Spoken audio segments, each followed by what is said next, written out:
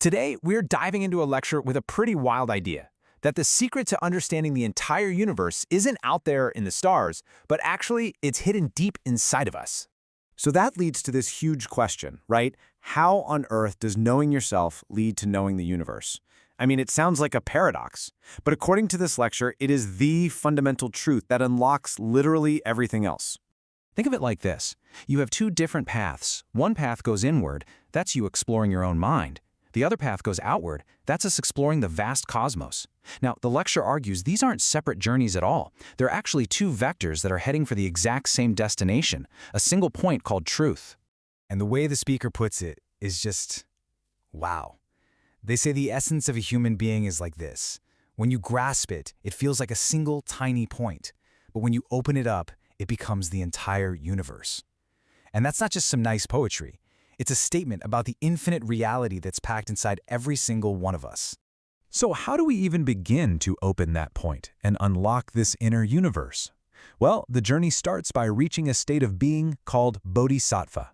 And it's all about getting beyond your own self-limitations through a very specific kind of practice. So what even is a bodhisattva? It's not just about, being a good person. It's a massive shift in how you see yourself. It's the deep, gut-level realization that your life isn't just your own private little thing. Instead, you're part of a much bigger, divine life force, almost like you're a single cell in one giant cosmic body. But you can't just think your way into this state. You actually have to do something. First, you have to break out of that shell of your own self-made limits. Then, you have to truly internalize that your life is part of this divine flow. And the way you do both of those things is through the third point, the constant, active practice of unconditional, selfless love. But where does a love like that even come from? According to the lecture, the starting point, the absolute ground floor, is gratitude. It says, without gratitude, one cannot understand love. They are two sides of the same coin. So being grateful just for being alive, for being part of this whole cosmic setup, that's the real foundation. Okay, so once you've got that foundation of love, the path leads you to an even higher state of consciousness. This is called the Brahma state. And this is where the line between who you are and what you do just completely vanishes. In the Brahma state, the whole idea of a private self just kind of disappears. There's no longer a separation between your personal time and your mission. Your entire being, 24/7, is dedicated to your divine work, and you find this incredible joy in that total immersion. This quote from the lecture just nails it. Work itself is me. There is no me outside of the work I do. Your identity and your actions become one and the same. It's a total fusion of self and purpose. Now, if that sounds a bit out there, the speaker gives this amazing analogy. Think about it. You can identify what kind of fish you're looking at from a single scale. In the same way, you can understand a person's soul just by looking at their approach to truth. Are they learning it because they have to, or because it's an act of pure joy, the very essence of who they are? That one little scale reveals everything. With all of that as our foundation, we now get to the real mind-bending part of the lecture, the actual experience of cosmic consciousness. The speaker calls it Universe is Me, and it apparently unfolds in three distinct stages. Okay, so to really get what's coming next, you have to be willing to suspend your everyday perception of reality. The lecture is super clear about this. You have to mentally let go of the idea that you are just a physical body. This is all about a radical shift in awareness. So here's the journey we're about to take. We'll start with the first stage, which is the Earth perspective.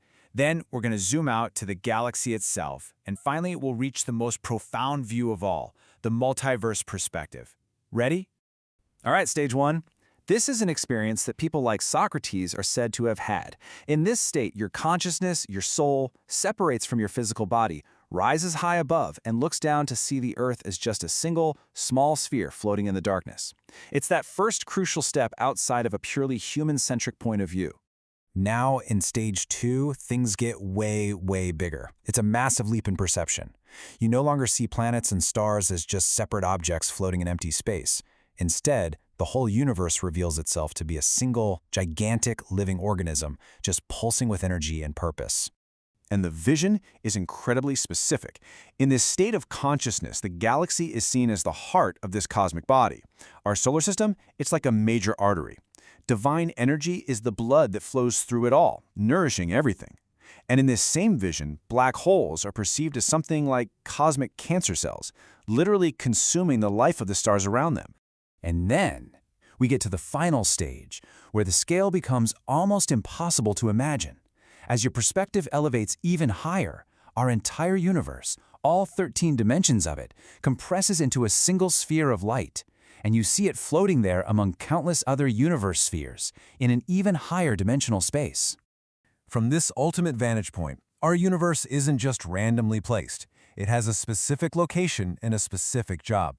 It corresponds to the right eye in the body of God. It acts as a divine window, a lens through which the divine consciousness observes its very own creation.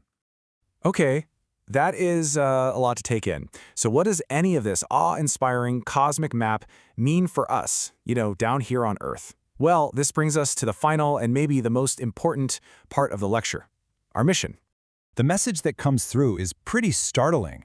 Our solar system, and our planet Earth specifically, are not just random specks of dust. They're considered an elite group of souls, a special project with immense promise from a cosmic perspective. And get this, the probability of you being born in this era, in this place, to encounter this exact knowledge is described as just astronomically tiny. The lecture is emphatic about this. Your presence here is not a coincidence. It is an intentional, chosen event. And this all leads to the ultimate takeaway. The speaker directly challenges the audience, saying, "You are not merely a physical human. You are born with a great mission." See, this knowledge isn't supposed to be just interesting information. It's meant to be an awakening. And so we end with the final, provocative question the lecture leaves us wrestling with. After seeing this vision of the cosmos, after supposedly understanding your place within it, the challenge is laid down. From this point on, will you stop being just a human?